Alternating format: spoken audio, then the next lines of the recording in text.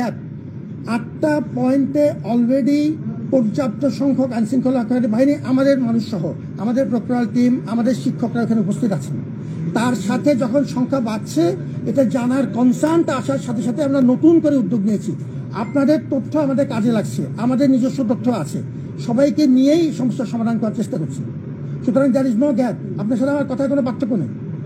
এরকম না যে আমি হঠাৎ করে আমি রাত্রে আজকে বা এই মুহূর্তে জানতে পারলাম। আমি আপনার মত সম্মান করি। আপনি যদি আমার কথা বিশ্বাস করেন আলহামদুলিল্লাহ, আপনি যদি বিশ্বাস না করেন আলহামদুলিল্লাহ। I respect your point and you respect my point.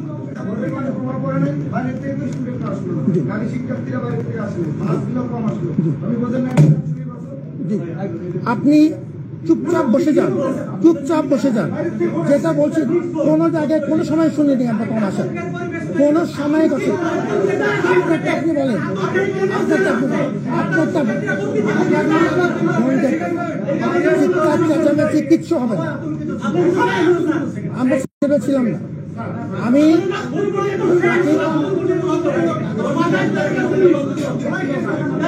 আমার সাথে চিৎকার চেঁচামেচি করে লাভ নাই। বা I'm not that type. I'm not that type. আমার সাথে চিৎকার চেঁচামেচি, get into a civil dialogue. আপনাকে আমি সম্মান করি and I respect equal respect from your part. This is a civil dialogue. এবং সেই জন্যই আমি সভাপতির সাথে কথা বলেছি। এরকম কোনো অভিযোগ আমরা কোনো সময় শুনিনি যে আজকে টার্ন আউটের কোনো রকম কমতি ছিল। আজকে সবচাইতে বড় মাপের টার্ন আউট ছিল এই ক্যাম্পাসে। দিনের পর দিন 11 মাস ধরে আমরা পরিশ্রম করেছি। তোমার বক্তব্য তোমার, আমি সেটা সম্মান করি। আমি যেটা বললাম টু এভরিওয়ান, পুরো দেশের মানুষকে জানালাম।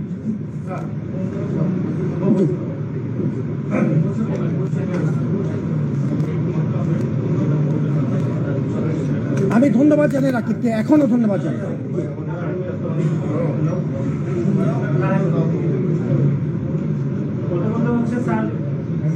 মানে আমরা সকাল থেকে খবর পাচ্ছিলাম, ইনফ্যাক্ট 8টার পর থেকে যে আমাদের বিভিন্ন সন্ত্রাসীরা, বিশেষ করে এই যে আমাদের এখানে যে 8টি পয়েন্টে তারা জড়ো হচ্ছে, আমরা একটু কনসার্ন করেছিলাম, বিভিন্ন সাংবাদিকরা আমাদেরকে বলেছিলাম। কেন আমাদের যেটা বললো যে আপনারা আমাদের স্বরাষ্ট্র উপদেষ্টা, গোয়েন্দা সংস্থা, ডিএমপি কমিশনার সকলের সাথে অংশীদারিত্বের ভিত্তিতে আপনারা আলাপ আলোচনা করলেন। আলাপ আলোচনা করে সারাদিন প্রায় 8 ঘন্টাতে একটা স্টেপও আপনারা নিতে পারবেন না। এটি আমি মনে করি এই যে পুরো নির্বাচন, সারাদিন যে নির্বাচন হবে, নির্বাচন এক ধরনের প্রভাব পড়েছে। এবং বিভিন্ন মানুষ মনে করছে যে জামাত ইসলামের সাথে স্যার আপনারও এক ধরনের সম্পর্কের বিষয়।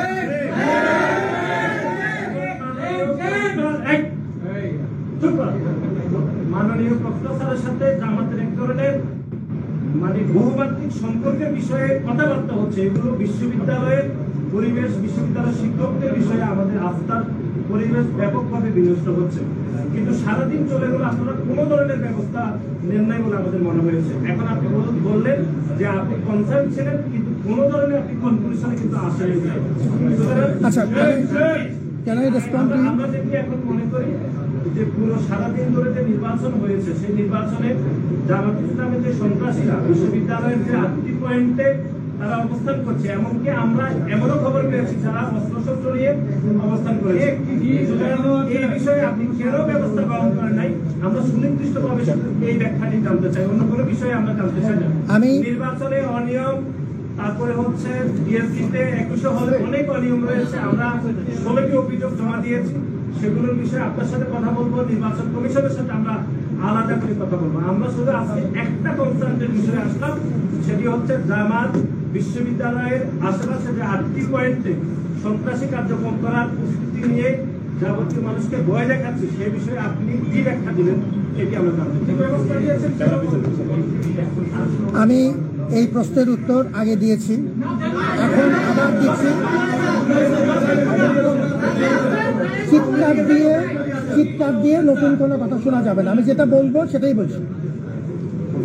সকাল থেকে নির্দিষ্ট কোনো রাজনৈতিক দল, সেটা যেই হোক, এখানে এসে জমা হচ্ছে এরকম কোনো তথ্য আমি জানতাম না। এখন আমি কেন জানতাম না এটা আমার ব্যাপার, আমি মনে করি না আমি জানতাম না। 4টা 20-এর পরে এই কনসার্ন, আমাদের কোনো কনসার্ন ছিল না, কারণ আমরা নিয়মিতভাবে ছাত্রদের ভিতরে ঢুকেছে, ব্যাপক পরিমাণে আমাদের ভোটার ছিল। আমাকে আমাদের কথা বলতে দাও, আপনার সময় আমি কোনো কথা বলিনি। Please keep basic civility. এখন আমাদের তরফ থেকে আমি প্রতিটা ইস্যু মোটেই ডাইভার্ট করছি না, নো ইস্যু ডাইভার্ট করছি না। আমি বলছি 4:20 আমি স্পেসিফিকলি বলেছি জামাত শিবির সকাল থেকে জমা হচ্ছে, এরকম কোনো তথ্য আমরা জানতাম না। আমি 1 মিনিটেই বলছি জামাত শিবির জমা হচ্ছে। কি বলছেন?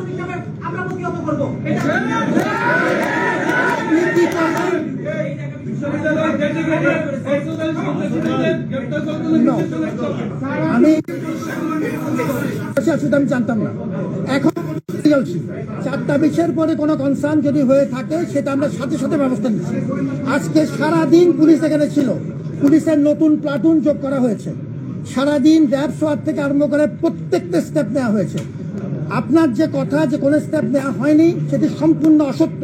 যেটি বলা হচ্ছে যে এই তথ্যটা সকাল 8টার থেকে আসবে সেটা আমি জানতাম না। আমি বলেছি বিকাল থেকে কনসার্ন যদি শোনা যাচ্ছে সঙ্গে সঙ্গে আমরা এটা এই কনসার্নের জন্য এখন নতুন করে ব্যবস্থা নিচ্ছি। সকাল থেকে কি করেছি? সকাল থেকে প্রত্যেকটা 8টা পয়েন্টে আমাদের লোকসহ কনস্ট্যান্ট ডেকি করা হয়েছে, নতুন করে পুলিশের কন্টিনজেন্টের সংখ্যা বাড়ানো হয়েছে। আমাদের প্রত্যেকটা কেন্দ্রে সাংবাদিকদের সাথে একসাথে নিয়ে আমাদের 8টা কেন্দ্রে আমাদের মনিটরিং টিম কনসিস্টেন্টলি কাজ করেছে। পুলিশের সংখ্যা এখন পুরো কর্ডন অফ করা হয়েছে। এগুলো হচ্ছে সকাল থেকে কাজ। 4:20 পরে যখন এই তথ্য নতুন করে জানা গেল যে কিছু জনমায়েত হচ্ছে এবং সেটা আপডেটটাও যোগ হচ্ছে, এখন আমরা এই বিষয়ে পদক্ষেপ নিচ্ছি। So we have acted.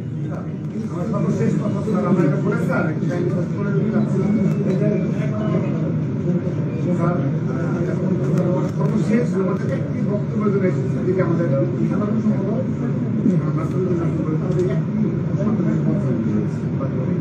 এখানে আপনাকে আপনি দেখেন প্রাসঙ্গিকভাবে আমরা তো ছাত্রগুলোর বিএনপির আমাদের লিখিত এবং আমাদের সেই অনুযায়ী ঢাকা বিশ্ববিদ্যালয়ে আপনি দায়িত্ব পালন করার সময় আমরা সর্বোচ্চ সহনশীল ভাবে দায়িত্ব পালন করেছি এবং সবাই কেউ কোনো বিশৃঙ্খলা তৈরি করার প্রশ্নে আসে এবং আপনি এটা বারবার প্রশংসা করেছেন।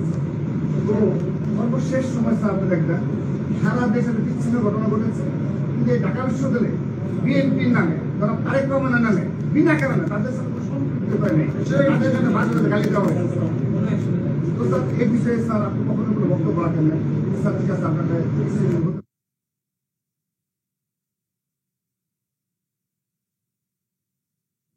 জামাতে ইসলামী এবং এই ছাত্র শিবির যে দেশের পক্ষের শক্তিরা আজকে আবারও তা প্রমাণ করে দিয়েছে।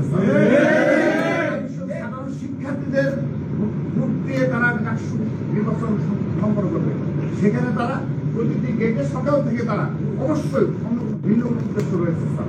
এখন স্যার আমরা আজকে আনুষ্ঠানিকভাবে স্যার রান করলাম না স্যার, আনুষ্ঠানিকভাবে আমরা দীর্ঘদিন শুরু করেছি স্যার। এবং আপনি স্যার যখন দায়িত্ব নিলেন স্যার, তারপরে আপনাকে যিনি পাহারা দিয়ে রেখেছেন তিনি আজকে ভিপিকিনি রেস্ট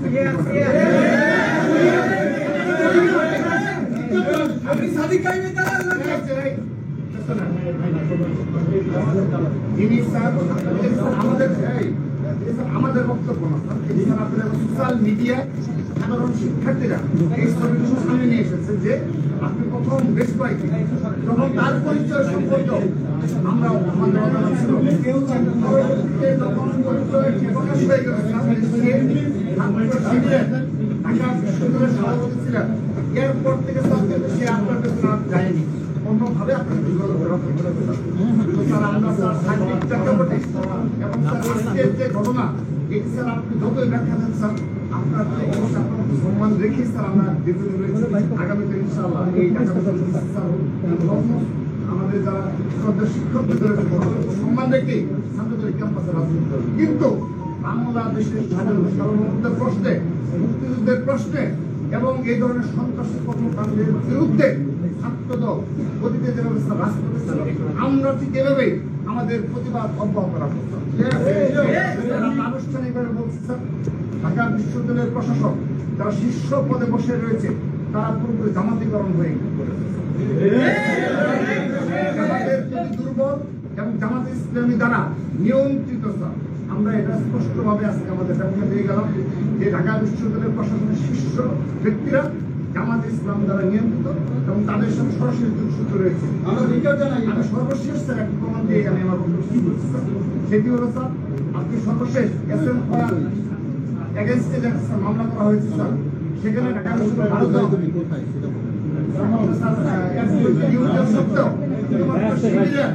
সাবেক সাধারণ সম্পাদককে আপনি আইনজীবী স্যার, আপনি এত উন্নত মুখপাত্র হয়ে দাঁড়ালেন স্যার, মুখপাত্র ঢাকা বিশ্ববিদ্যালয় মুখপাত্র স্যার, কখনো স্যার যারা বিশ্বাসী নয় এবং স্কিল নাও বিশ্বাসী নয়, তারা কখনো স্যার এই ঢাকা বিশ্ববিদ্যালয় হতে পারে না স্যার। আপনি সেই সুযোগ দেখছেন স্যার, সেজন্য স্যার আমরা শুরু থেকে আপনার নিয়োগ থেকে আজকের দিন পর্যন্ত আমরা সিদ্ধান্ত গ্রহণ হয়েছি স্যার, জামাতিকরণের প্রশাসন, আমরা এই প্রশাসনের বিরুদ্ধে যে কোনো সময় আমাদের আন্দোলন অব্যাহত রাখতে হবে। আমরা স্যার আজকে জামাত ইসলামদের কি রয়েছে সামান্যতম কোনো অনাকাঙ্ক্ষিত ঘটনা ঘটে, এটি শুধুমাত্র জামাতে ইসলাম এবং স্যার আপনাদের আনুষ্ঠানিকভাবে এই জামাতে ইসলামের সন্ত্রাসী সংগঠন আজকে আবারও প্রমাণ দিয়েছে তাদের বিনা কারণে তারা আজকে সশস্ত্র অবস্থায় কর্মসংস্থান নিয়েছে। কেন? এর পুলিশ, গোয়েন্দা সংস্থা এবং আপনার জামাত ইসলাম, এটা আমরা দাবি জানাই গেলাম স্যার। যদি জামাত ইসলামের কাছ থেকে আনুষ্ঠানিকভাবে তাদের কাছ থেকে বক্তব্য আমরা না পাই, কেন স্যার আপনাদের কাছে সরি না বলে আইন শৃঙ্খলাকারী বাহিনী যতটুকু পদক্ষেপ গ্রহণ না করে আমরা পরবর্তী সিদ্ধান্ত। আমি কি এই প্রশ্নটা আমি নট রেসপন্ডিং, আমাকে উত্তর দিতে হবে, এটা তথ্যটা শুধু দিচ্ছি। তোমার রাকিব এবং এর মতামতকে আমরা সম্মান করি। আমার প্রথম কথা হচ্ছে যে রাকিব এবং নাসির, আমি দুজনকে ধন্যবাদ জানাই। আমি প্রথমেই বলেছি বিভিন্ন সময়ে এই আমাদের বিভিন্ন প্রশাসন চালাতে যে সামাজিক এবং আমাদের একাডেমিক কর্মকাণ্ডে তোমাদের সহযোগিতা পেয়েছি, ধন্যবাদ। আমি জামাত বিষয়ে আমার অবস্থান খুব পরিষ্কার ব্যাখ্যা করেছি। আমি মতামতকে আমি সম্মান করি, এটা খণ্ডন করার আমার কোনো আগ্রহ নেই। যেটা আমি মতামত বলেছি, জামাতের সাথে বা যে কোনো রকম রাজনৈতিক দলের সাথে আমার কোনো সম্পর্ক নেই, শেষ। 2 নম্বর একটা পয়েন্ট, আমি যখন আজকে কনসার্ন এসছে আমি প্রত্যেকটা পদক্ষেপ নিয়েছি এখনো তোমার তথ্যের ভিত্তিতে, এবং আমি যা তথ্য জানি সব মিলিয়ে পুলিশের সাথে আমাদের নিয়মিত যোগাযোগ আছে, সেটা হবে। তৃতীয়, আবু সাদিক কিংবা ওই সময় সার্জিস, ওই সময় হাসনাত, যারা ওই সময় ছিলেন, আমি একবারই বলবো, দুবার বলবো না। আমি ওই সময়ে দায়িত্ব নেওয়ার পরে সম্পূর্ণ অস্থিতিশীল একটি অবস্থাতে আমি দায়িত্ব ভাগ করে দিতাম কোটা মুভমেন্টের কিছু ব্যক্তির কাছে। আমি খুব পরিষ্কারভাবে বলে দিচ্ছি, আবু সাদিককে আমি ব্যক্তিগতভাবে তার দলীয় পরিচয় কিছুই জানতাম না, তারা কোনো প্রয়োজনও মনে করি না। 2 নম্বর, আমি ওই সময় শেষ করতে দিতে হবে। ওই সময় আমি বলে দেই, আমি ওই সময়ে কাজ ভাগ করে দেওয়ার জন্য মেডিকেল, আমাদের যারা ওই সময়ে আহত মানুষজন ছিলেন, বিশেষ করে আমাদের শিক্ষার্থীরা, মেডিকেলের এই ভিজিটগুলো সমন্বয়ের জন্য আমি একে দায়িত্ব দিয়েছিলাম। আমি সার্জিসকে অনুরোধ করেছিলাম বন্যা এবং রিলিফ সংক্রান্ত যে কাজগুলো হচ্ছে সার্জিস আমাকে সহযোগিতা করে। হাসনাতকে আমি অনুরোধ করেছিলাম ওভারঅল ওই সময়ে আমার নতুন দায়িত্ব নেওয়ার পরে বিশ্ববিদ্যালয়ের যে রাজনৈতিক স্থিতিশীলতার প্রশ্ন, এই বিষয়ে আমাকে পরামর্শ দিতে। আমি কোটা মুভমেন্টের বেশিরভাগের সাথে বিভিন্ন পর্যায়ে আমি যোগাযোগ রেখেছি, যেহেতু তারা আমার সাথে যোগাযোগ রেখেছে। এবং ঠিক একই চুক্তিতে তুমি যে তখন জানতে কিনা আমি জানতাম না, কিন্তু আমি জানতাম না অফিসিয়ালি যখন এখানে ডিক্লারেশন দেওয়া হলো, রাজনৈতিক দলের কর্মী হিসেবে আমরা যে সবার সাথে যেভাবে ট্রিট করি সেভাবে তার সাথে ট্রিট করা হচ্ছে। ওই সময় 3 জন আমার সাথে নিয়মিত কাজ করেছেন এবং 3 জনকে আমি দায়িত্ব ভাগ করে দিয়েছি নির্দিষ্ট। ওই সময় আমার ট্রেজারার আমার সাথে তখন ছিলেন নিয়মিত, আমার তখন একমাত্র সাথী তখন উনি, মাত্র এরপরেই আমার একটু একই সাথে আমরা আমাদের প্রক্টরে জয়েন করলেন, তারপরে আমাদের প্রভিসি জয়েন করলেন। ওই সময় আমরা নির্দিষ্ট দায়িত্ব ভাগ করে কোটা মুভমেন্টের, আমার এটাও মনে আছে যে কোটা মুভমেন্টের ওই সময় আমরা 7 কলেজের সাথে যে বারবার আমাদের নানা রকম কিছু জটিলতা হচ্ছিল, সমন্বয়ের বিষয় ছিল, ওখানে আমি 2 জনকে দায়িত্ব দিয়েছিলাম কোটা মুভমেন্টের তরফ থেকে। সুতরাং আমি যা বলেছি এটা আমি আমার তরফ থেকে বললাম। এখন কেউ যেটা গ্রহণ করবে, কেউ গ্রহণ করবে না, এটা নিয়ে আমাদের মাথা ব্যথা নেই। আমি তথ্যটা জানালাম, আমার উপরে আল্লাহ আছে, আর আমি gonna follow this suit as I am saying. এবং তোমাদের এই মতামতের জন্য ধন্যবাদ জানাই। তোমরা যেটা বলেছো বিশ্ববিদ্যালয় তোমার এবং আমার, এই বিশ্ববিদ্যালয়ের জন্য তোমার যে কোনো মতামত আমি সাদরে গ্রহণ করব, এখন যেরকম করেছি। ধন্যবাদ জানাই। আচ্ছা না, আমি একটা কথা, আমি তোমরা শেষ করার আগে একটা কথা বলো, সব সাংবাদিক আছে। আমি ঢাকা বিশ্ববিদ্যালয়ের ট্রেজারার বলছি, আমার সম্পর্কে একটা অপপ্রচার আজকে করা হয়েছে। আমার অফিসে নাকি মির্জা আব্বাস এসেছে ইলেকশন ইঞ্জিনিয়ারিং এর জন্য। আমি বলতে চাই, যে অভিযোগ করছে তার বিরুদ্ধে মামলা করা উচিত, এবং সেটা সম্পূর্ণ মিথ্যা কথা বলেছে আমার সম্পর্কে। এবং ঢাকা বিশ্ববিদ্যালয় আমাদের রেজিস্ট্রার অফিসের প্রত্যেকটা জায়গা ক্যামেরার আন্ডারে এটা প্রচারটা চেক করা হোক, এবং যে মিথ্যা কথা বলেছে তার শাস্তির ব্যবস্থা করা হোক।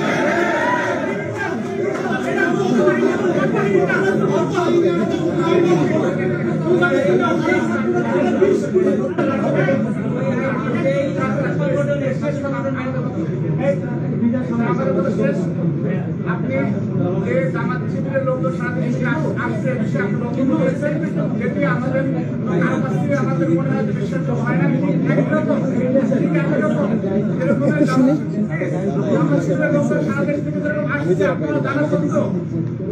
ভোট দেওয়া হয়ে গেছে, একটা ইলেকশন ইঞ্জিনিয়ারিং হবে বলে আমরা সংখ্যা প্রকাশ করছি। আপনারা আবার সেই ব্যাখ্যাটি দিয়েন না যে আমরা এটা জানতাম না। কোন ইলেকশন ইঞ্জিনিয়ারিং ঢাকা বিশ্ববিদ্যালয়ের মাধ্যমে হয়। থ্যাংক ইউ, অনেক ধন্যবাদ। Thank you for coming. Thank you.